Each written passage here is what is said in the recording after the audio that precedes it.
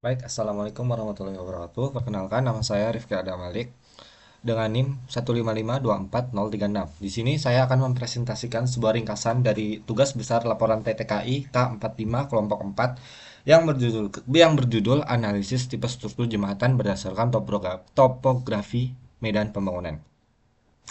Penelitian ini dilatar belakangi oleh pentingnya peran jembatan dalam mendukung mobilitas dan pertumbuhan ekonomi. Penelitian ini bertujuan untuk mengkaji faktor-faktor yang mempengaruhi pemilihan tipe struktur jembatan berdasarkan kondisi topografi, menjelaskan proses analisis struktur, serta mengevaluasi dampaknya terhadap efisiensi dan keberlanjutan lingkungan.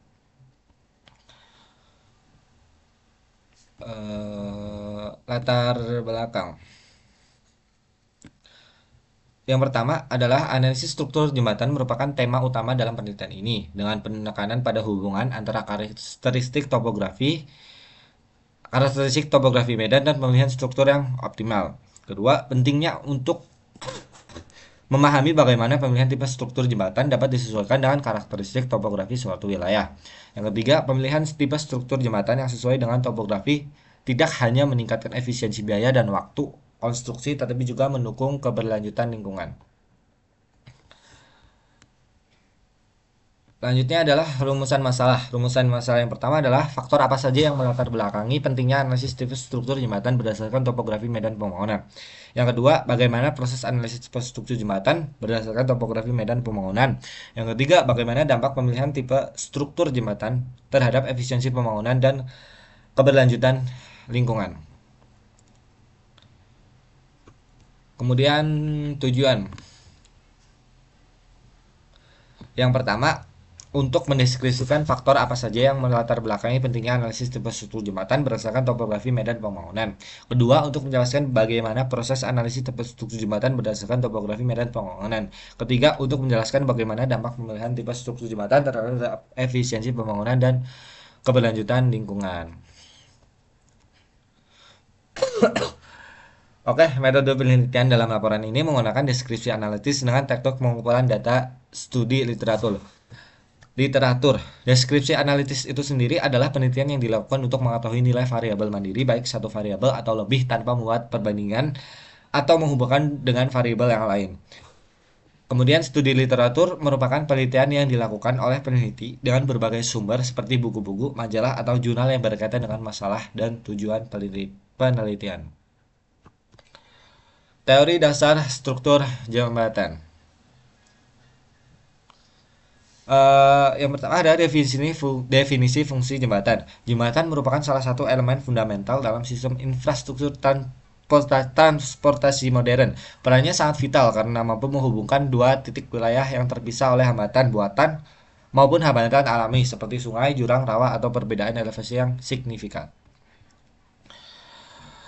Nah, eh, pembang pembangunan jembatan tidak dapat dilakukan secara serampangan. Tentunya, desain dan konstruksi harus mempertimbangkan faktor teknis seperti faktor kondisi topografi, kondisi geologi, jenis tanah pada lokasi, debit air jika jembatan melewati sebuah daerah perairan seperti sungai, kemudian potensi bencana alam serta sosial dan budaya daerah lokasi pembangunan jembatan berada. Oleh karena itu, jembatan tidak hanya merupakan infrastruktur fisik, tetapi juga cerminan dari perencanaan pembangunan yang terintegrasi, perannya yang multifungsi, baik secara teknis, ekonomi, maupun sosial, menjadikan sebuah salah satu komponen paling strategis dalam pembangunan infrastruktur yang tangguh dan berkelanjutan.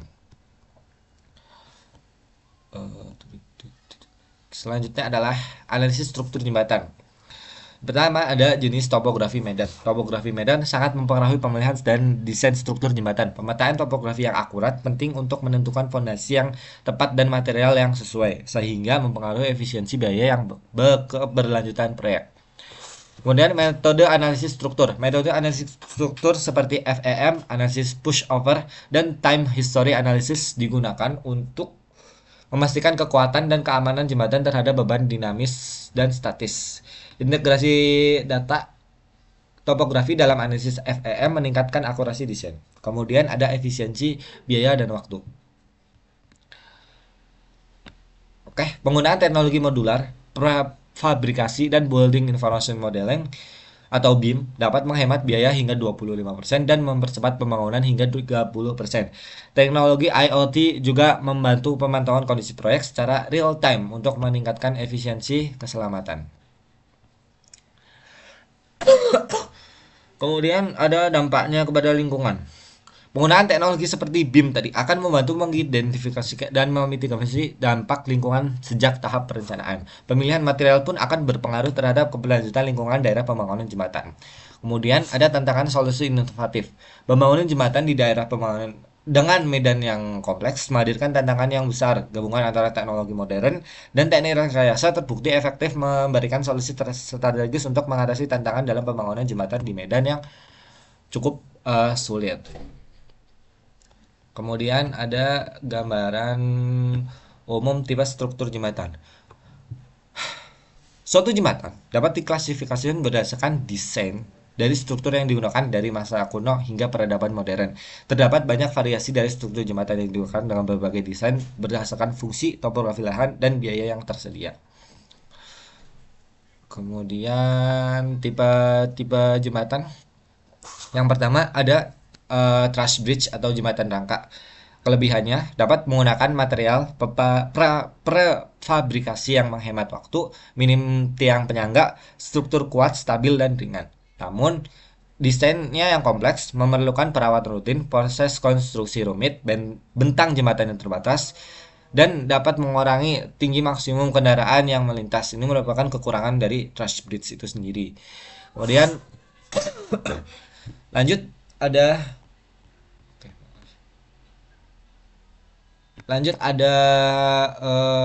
jembatan kabel. Kelebihannya lebih mudah dibangun, cocok untuk bentang jarak menengah, lebih stabil, tidak mudah berayun. Tetapi dia tidak cocok untuk bentang yang besar dan kabelnya membutuhkan perawatan yang rutin. Kemudian ada arch bridge atau jembatan lengkung. Kelebihannya distribusi beban melalui kompresi sangat efisien, tahan deformasi jika menggunakan beton atau material komposit, bisa menggunakan material yang lebih ekonomis seperti baja dan tub-top reinforced concrete. Namun, si jembatan lengkung ini konstruksinya sangat kompleks terutama untuk bentang yang panjang dan head up cost yang sangat tinggi. Dan jembatan ini tidak cocok untuk lokasi yang tidak memungkinkan adanya struktur penopang sementara. Kemudian lanjut ada beam bridge atau jembatan balok. Kelebihannya adalah jembatan ini sederhana dan ekonomis sehingga cepat dalam pembangunan, cocok untuk bentang yang pendek, fleksibel dalam material. Namun beam bridge ini mempunyai keterbatasan bentang. Kemudian keterbatasan desain dan estetika juga karena monoton juga jembatan yang cuma satu balok dan juga dia rentan terhadap cuaca dan beban berlebih. Kemudian ada cantilever bridge atau jembatan cantilever. Kelebihannya hanya membutuhkan tumpuan pada satu sisi, jadi satu sisi doang dia. Di sebelah sisi jembatan yang lain dia hanya diikatkan sebuah tali. Dan dia cocok untuk area tanpa penyangga sementara. Namun dia rentan terhadap tegangan puntir saat konstruksi dan bisa mengalami tekuk jika gaya tidak seimbang. Kemudian yang terakhir ada suspension bridge atau jembatan gantung. Jembatan gantung ini strukturnya ringan dan kuat, cocok untuk bentang yang sangat panjang, seperti jembatan Suramadu. Itu juga termasuk jembatan suspension. Dan minim kemudahan struktur penyangga di air atau tanah. Makanya dia Suramadu pakainya ini. Dan namun biaya konstruksi mahal, perencanaan rumit, dan rentan terhadap angin dan pergerakan dek dan memerlukan perawatan yang intensif. Kemudian analisis topografi lahan di wilayah tertentu. Pada kasus ini, pembangunan jembatan direncanakan untuk dibangun di atas kali kanal yang terletak di ruas jalan Kali Yamat, Kecamatan Jepara, Kota Jepara. Oke, analisis topografi lokasi. Wilayah ini memiliki topografi yang datar dengan kemiringan lahan kurang dari 3%, sehingga dikategorikan sebagai medan yang datar. Jalur akses menuju lokasi termasuk dalam klasifikasi jalan arteri primer nasional dengan lebar jalan 7 meter dan 2 lajur kendaraan, serta lalu lintas harian rata-rata atau LHR lebih dari 39.000 kendaraan satuan mobil penumpang atau SMP kita menyebutnya.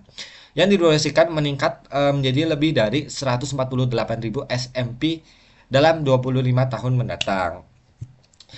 Sungai Kali Kanal sendiri memiliki penampang selebar 30 meter dengan kondisi desain terdiri dengan kondisi dasar terdiri atas material lanau, batuan dan juga didominasi oleh silt pasir dengan sedikit lempung serta lapisan keras baru ditemukan pada kedalaman sekitar 17 17,5 hingga 30 meter.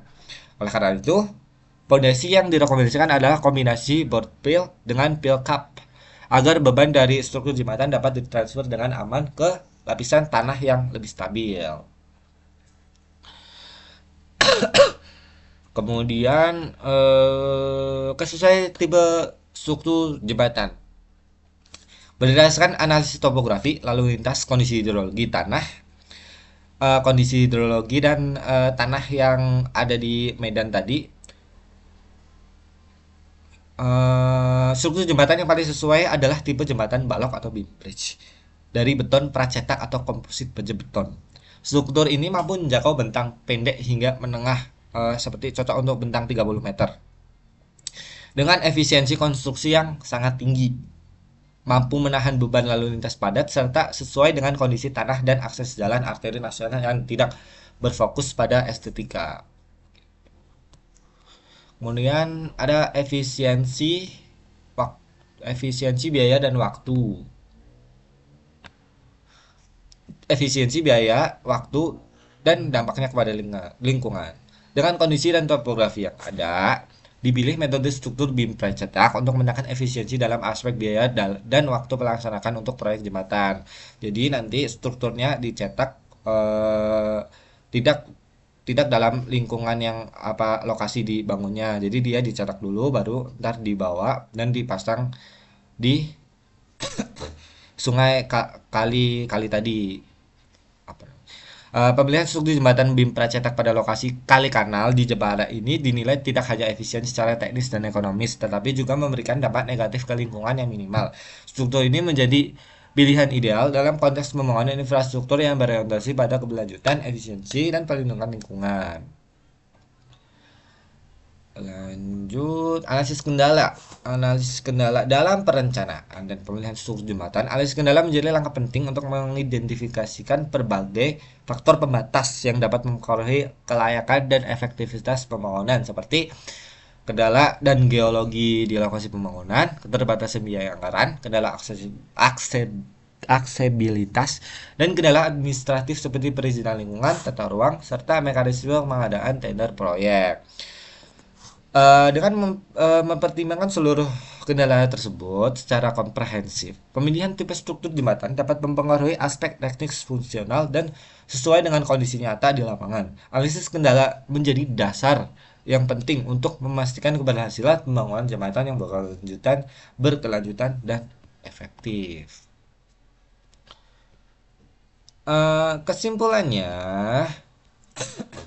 pemilihan tipe struktur jembatan yang tepat sangat penting untuk efisiensi biaya dan waktu, terutama di lokasi strategis seperti Kali Kanal, Kali Nyamat, Jepara. Kemudian beam bridge pracetak menjadi pilihan terbaik untuk kondisi topografi di Kali Kanal karena cepat dibangun, hemat biaya, dan mudah dilaksanakan. Atau dalam pengaplikasiannya itu terbilang cukup mudah. Kemudian, struktur pracetak kemungkinan elemen dibuat di luar lokasi sehingga mempercepat pekerjaan dan mengurangi gangguan lalu lintas. Dukungan teknologi BIM juga meningkatkan efisiensi dan mengurangi risiko kesalahan. Tipe jembatan lain seperti arch, truss, dan cable stayed kurang sesuai karena membutuhkan struktur sementara yang rumit atau lebih cocok untuk bentang panjang dan untuk kebutuhan estetika. Oke, sekian pembahasan presentasi dari ringkasan tugas besar laporan TTKI K45 kelompok 4. Saya Rifki Adamalik pamit undur diri. Kurang lebihnya mohon dimaafkan. Terima kasih. Wassalamualaikum warahmatullahi wabarakatuh.